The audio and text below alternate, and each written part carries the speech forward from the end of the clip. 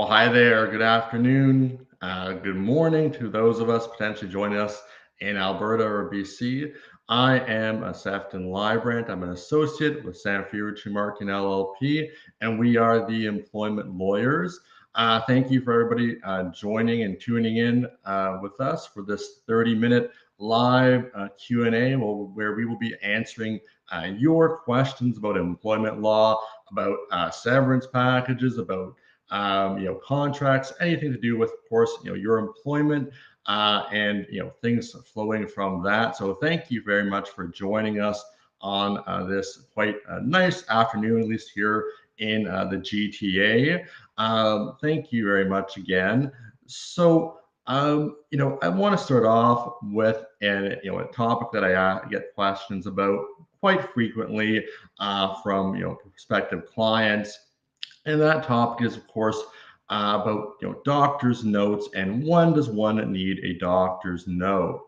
And so, this is actually something that's been changing recently in Ontario.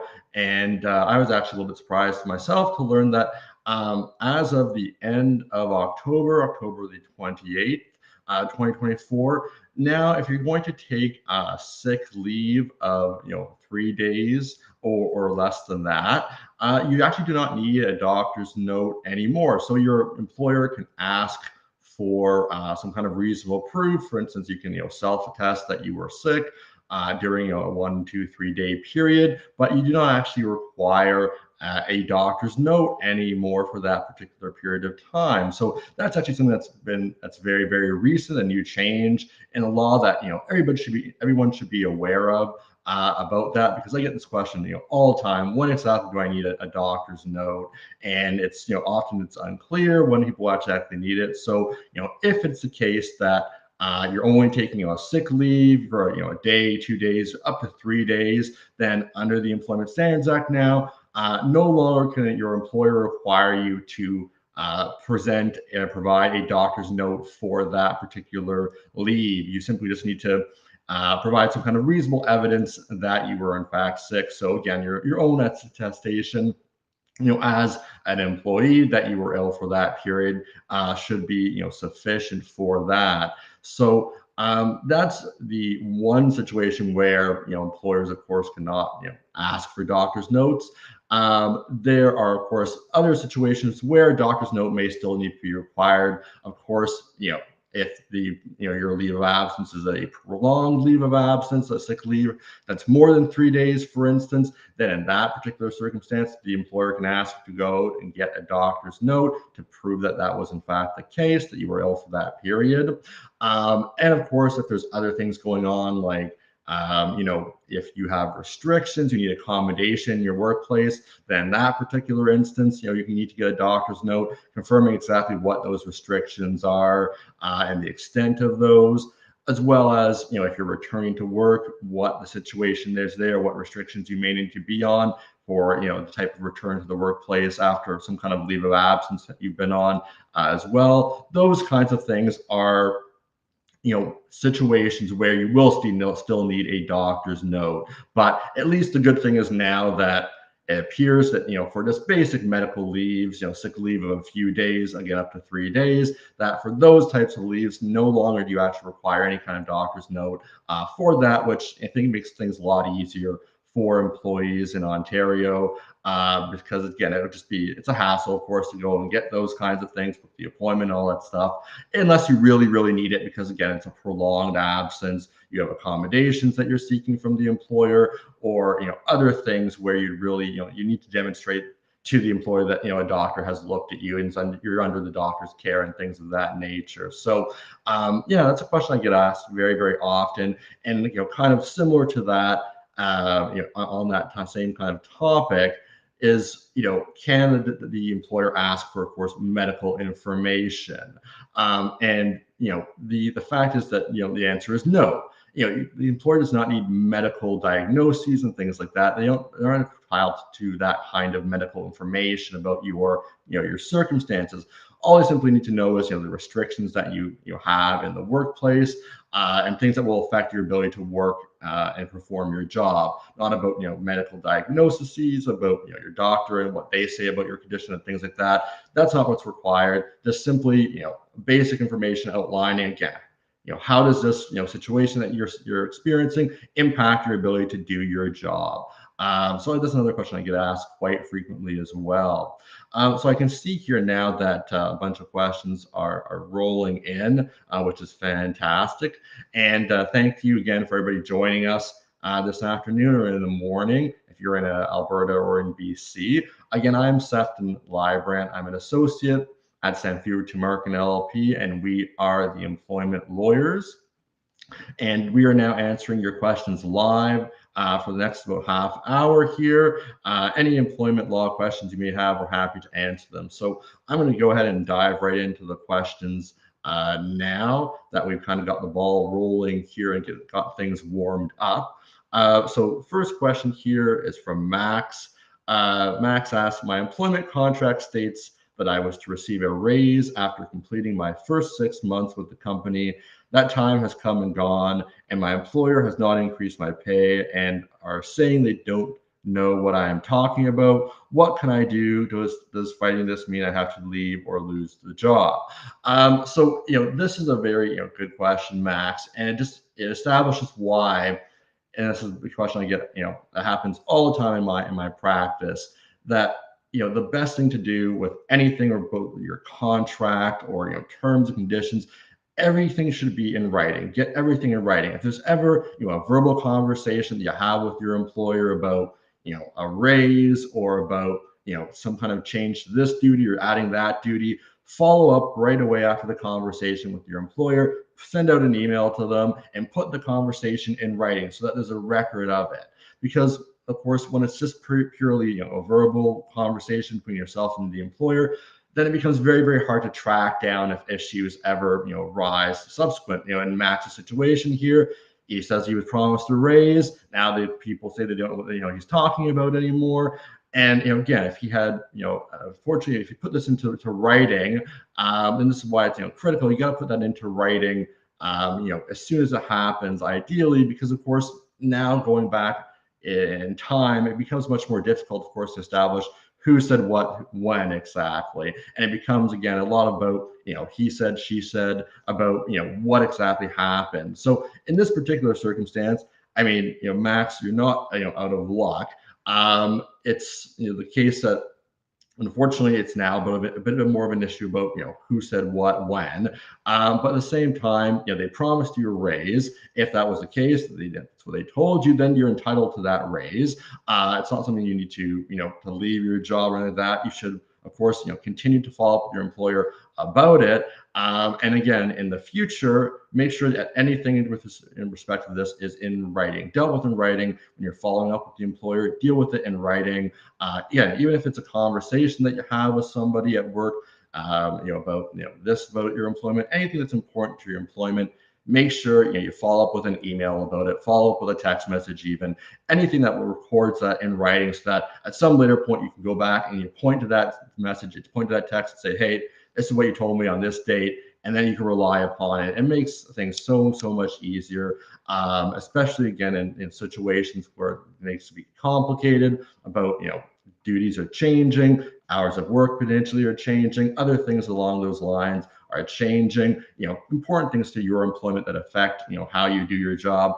All that information should be put into writing by yourself at some point in time, so that again there's something to reference, something to go back on. If unfortunate things happen in the future, the employer doesn't want to abide by what it said, you can go back, you can point exactly to it. The unfortunate fact is that it'd be nice to trust everybody, but we can't, in this day and age, you can't do that. You have to put everything in writing, have to have that evidence there to rely upon. So yeah, I mean, in your situation, Max, again, they promised you something. That's it's a verbal contract, and it's something that one can certainly pursue. But at the same time, you should, again, go forward, put everything in writing, put all that information in writing, and that way you'll protect yourself. It won't happen again in the future, because of course it just becomes more difficult when it's about, I said this, they said this.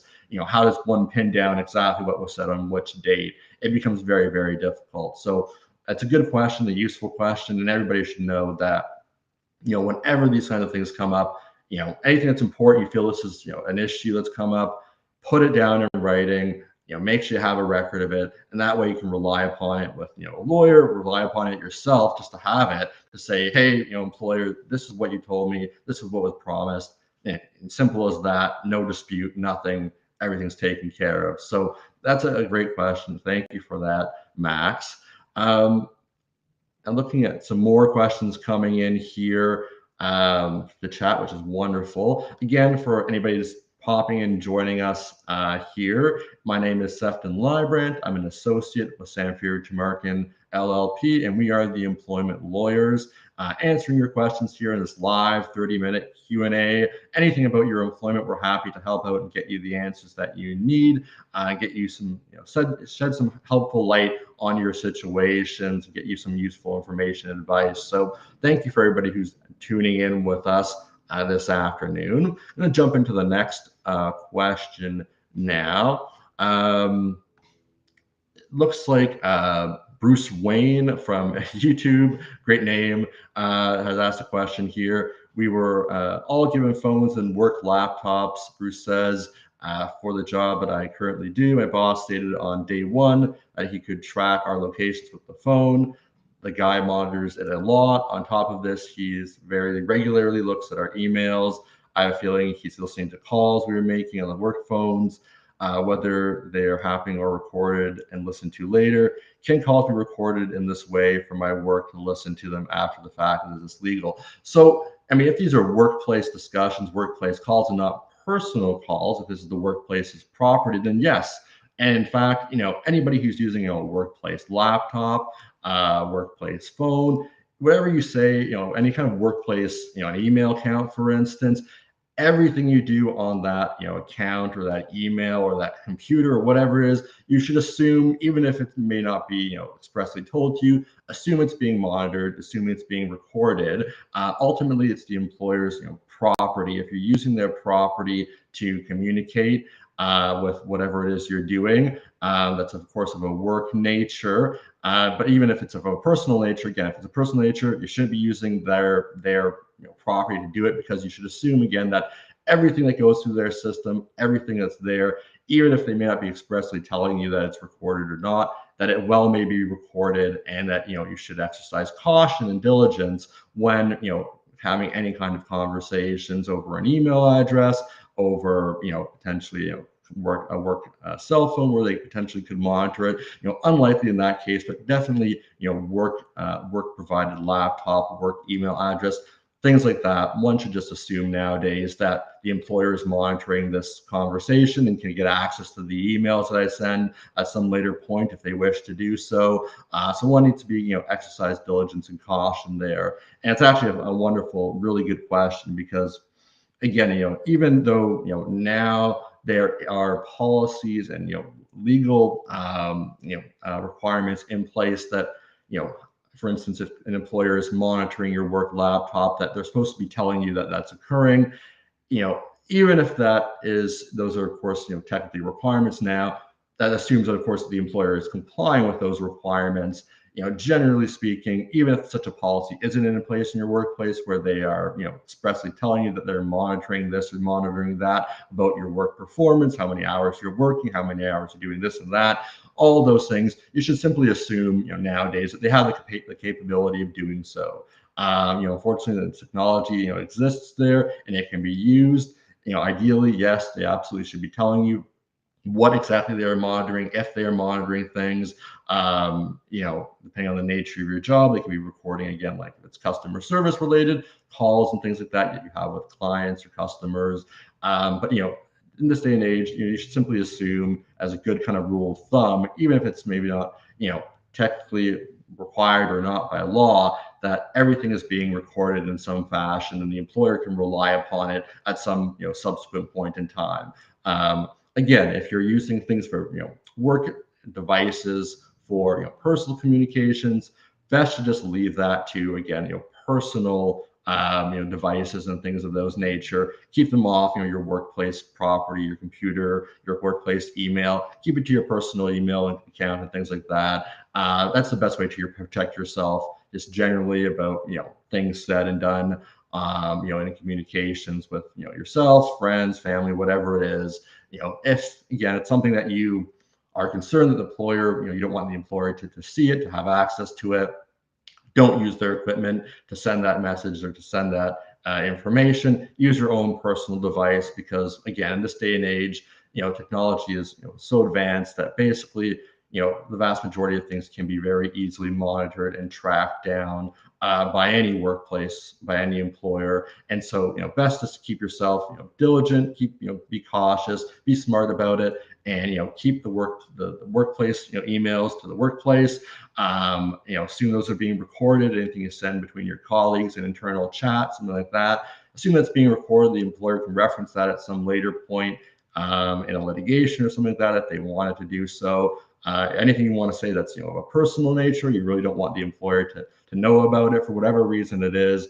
Keep that information to your personal devices, your personal email account, and that's the best way to protect yourself in the event of anything again going wrong in the future. Just keep it into your personal accounts and phone. So great question, Bruce. Thank you very much for that. A great question, because again, in this day and age with AI and things like that, and how the workplaces are evolving, the extent of the monitoring of of an employer or monitoring an employees by the employer is only going to increase, of course, going forward, and only going to be more extensive and intensive than it exists even today. So good rule of thumb, just keep it, things that you don't want the employer to be aware of, keep it to your personal accounts and devices.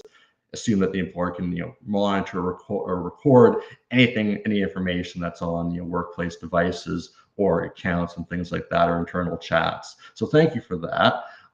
Moving on to some other questions here.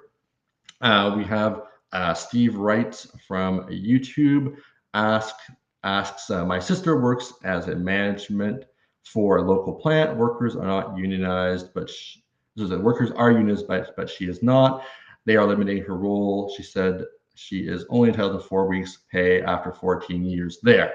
So that sounds problematic just on its face there, Steve. Simply, of course, because 14 years, 4 weeks doesn't even seem to be the minimum statutory entitlements that your sister would be entitled to under the ESA. And so what you would definitely want to go do there is you can go to our website, pocketemploymentlawyer.ca, and use, for instance, the severance calculator that we have there, just to find out, generally speaking, how much, or she can of course do this, how much she may be entitled to, at common law, what her severance package is at common law, because again, it would be significantly greater than 4 weeks of pay. We're talking, of course, many months of pay in that particular situation. Of course, don't know all your sister's factors, but as a management level employee, managers always, are entitled to more severance. So absolutely, she should, use the severance calculator at pocketemploymentlawyer.ca, figure out how much she's owed there, and certainly, reach out to one of our team members to, get an accurate assessment of what her severance entitlements are after 14 years of service to this company. Because again, it sounds like it's on its face that what's being offered to her is not even remotely adequate. Of course, don't know the full circumstances, but that's definitely something you're going to want to reach out, or have your sister reach out to our firm about, to get you an accurate assessment of what her severance entitlements are. Again, unfortunately, don't have all the information about her situation here and her factors, but 4 weeks just sounds like grossly inadequate, less than even her minimum statutory entitlements, potentially, depending on the type of workplace that she's employed in. So please, go to pocketemploymentlawyer.ca, use the severance calculator, have her reach out to our team before she signs any kind of release or anything like that. Don't sign anything at all. definitely make sure you reach out to one of our team members first, so we can give her, an accurate, full assessment of what her actual severance entitlements are, because they're probably, significantly more than what she's been offered here by her employer as a manager after 14 years of loyal service. So definitely do that. Thanks, for that question. We appreciate it. And yeah, this is just the kind of the important thing to take away from this, question just generally is, if you ever receive a severance package from an employer, absolutely, get it assessed by an employment lawyer. Our team is available, of course, 24 hours a day, effectively. Not exactly that, but we're always available. We have people standing by to answer your calls about severance packages and things like that. And of course, if you just want to get a general assessment of what your severance entitlements may be, you can of course go to poffinemploymentlawyer.ca, as I've been mentioning, and use our severance calculator there to find out how much is generally you may be owed, and then connect with somebody on our team to get an actual full assessment of your legal entitlements there, so you know exactly how much you're actually owed at common law. And for the most part, many people and many of my prospective clients are extremely surprised when they determine and find out actually how much their entitlements are at common law in comparison to what the employer is offered upon termination. In almost every circumstance, every case that I receive, the offer upon termination is it's grossly inadequate, not close to one's actual common law severance package entitlements.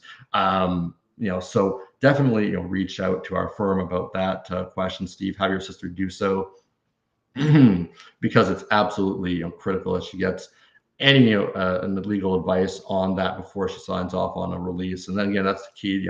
Don't of course sign off on any kind of release or anything like that.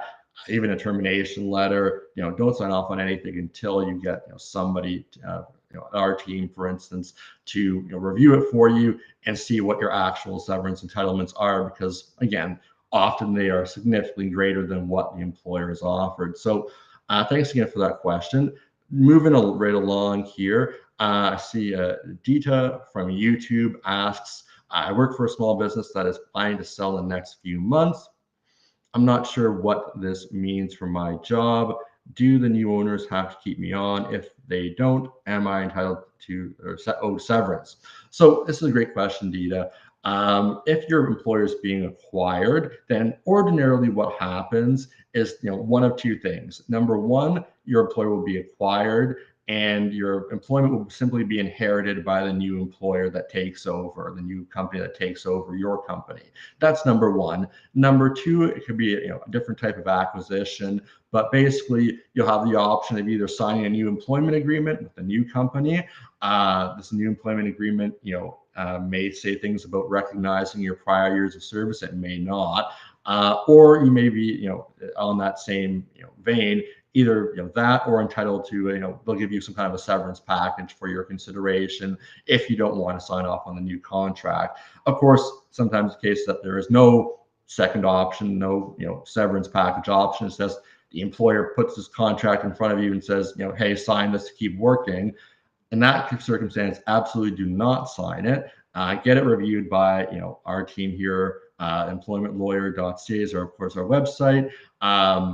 Absolutely get it reviewed, because there may be a number of things that changes in that new contract, things that attempt to not recognize, for instance, your prior years of service. Who knows? I don't know how many years, of course, of service you have there already, but there could be things that would try to prevent you from accessing those prior years for your severance package. There could be more restrictive terms about what your severance entitlements are at the end when you're terminated from the job, which could be significantly less than the severance entitlements that you have before you signed and without the contract in place. So definitely reach out to our team, employmentlawyer.ca, and speak to one of us. Get your contract reviewed. Absolutely do so, because there could be many different kinds of changes that could be occurring. Hours of work, the duties, and things like that. Locations. And basically even potentially abilities of the employer to change terms and conditions that they couldn't change before when you were on your previous arrangement with this business. So definitely don't just accept if they say, hey, you must sign this to continue working. That's not the case. You don't need to sign a contract to continue working. If the company is acquired, again, typically it's the case that it's just simply you don't need any new contract. You're signed on to the new company. The new employer inherits your years of service, which is critical. But if it's not the case, it's a different situation where, again, they're asking you to sign a new contract here. You definitely don't want to take a double take on that. Get it reviewed by one of our team members here, and get an accurate understanding of what exactly is this contract doing, what's it intending to do, how is it limiting your rights if it is. Because often, again, that's what a new employer will try to do: introduce more restrictive terms into the relationship, better terms for them that make it much less fair for you, and potentially again try to severely restrict what your severance entitlements are. They may not even offer you the severance package option. Sometimes employers do, sometimes they don't. Because of course they don't want to pay a significant amount of money, which is often required when you terminate an employee. So definitely get that reviewed. Please reach out to us there to assist you with that. So thank you for that question, Adita. Moving along here to Reginald's questions, kind of jumping back to what we were discussing at the beginning of the call, or the beginning of our Q&A here. Reginald asks, is requiring a sick note for taking one sick day a reasonable request? So as we were discussing at the beginning of the call, Reginald, now in Ontario, if it's a sick leave of 1 day, 2 days, 3 days, those are now protected under the Employment Standards Act. You don't need to produce a doctor's note for those kinds of minor sick leaves, minor illnesses.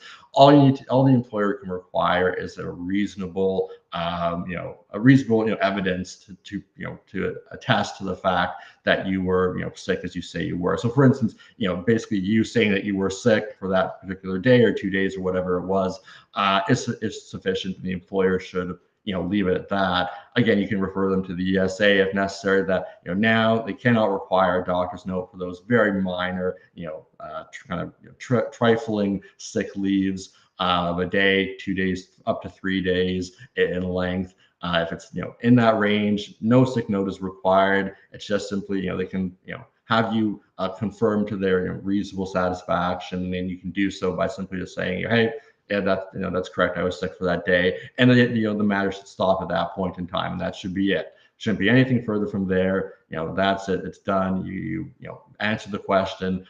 So go on from that point in time, and again, if they're causing issues about it, you're referring to the ESA. It's very clear now that as of the end of October here, you don't need to produce those doctor's notes for these minor sick leaves of up to 3 days potentially in length. So for yourself, 1 sick day, that wouldn't be an issue at all, and hopefully they'll just leave it alone at that point in time.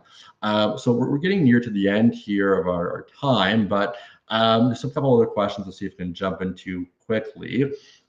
Rishi asks from YouTube, how do you explain a temporary layoff to a potential employer? You are technically employed still, correct? Yes. So a temporary layoff, Rishi, again, yes, you're still employed, but just so you understand, of course, if this is your situation or somebody else's, there's no inherent right for an employer at common law to place somebody on a temporary layoff. That's immediately a constructive termination of their employment. And so basically there needs to be something in the contract that expressly permits either, in the written document or, by a kind of course of action, if the person's been laid off in the past, for instance, once, twice, 3 times, something like that, that could be sufficient as well. But typically it needs to be in the contract to say, hey, we can lay you off, temporarily. If there's no contract, if there's no history of layoffs, then it's again, there's no right to lay somebody off at common law. So it's a constructive termination of employment, and you're owed a severance package, which is of course the key here. And that's something you absolutely want to reach out to an employment lawyer on our team, employmentlawyer.ca, right away if that's the situation that you're facing, because the fact simply is that there may be a significant severance package that you're now entitled to as a result of this temporary layoff. But the only way, of course, to be sure is to get one of our team members to review your contract, review the circumstances of your employment to see is it the case here, in fact, that you've been constructively terminated. And the sooner you get to doing this, the better it is. You don't want to leave these things waiting, because the longer you leave it, the employer can start making arguments and things like that about other things that can try to defeat your argument that you've been constructively terminated. So, reach out to our team, employmentlawyer.ca, and get an accurate assessment of what the actual situation is, and whether when you or somebody you're asking about has in fact been constructively terminated, is entitled to a significant severance package as a result of that. So thanks for that question, Rishi. That's almost all the time that we have for today. So I appreciate everybody who's joined us this afternoon or in the morning if you're in a BC and Alberta. We'll be live again on Thursday, tomorrow, 28th at 1 with my colleague Haley, answering again your questions here on our live Q&A session. So thank you everybody for joining me this afternoon, and hope we got to some very useful points here that provided some answers to folks who are experiencing various issues in their workplace. So thank you again everybody for joining us, and I wish you a great afternoon. Again, please tune in to tomorrow with my colleague if you have further questions at 1 p.m. Again, we'll be on live here answering your questions. So thanks again, everybody. Have a great rest of your day. Thank you and take care.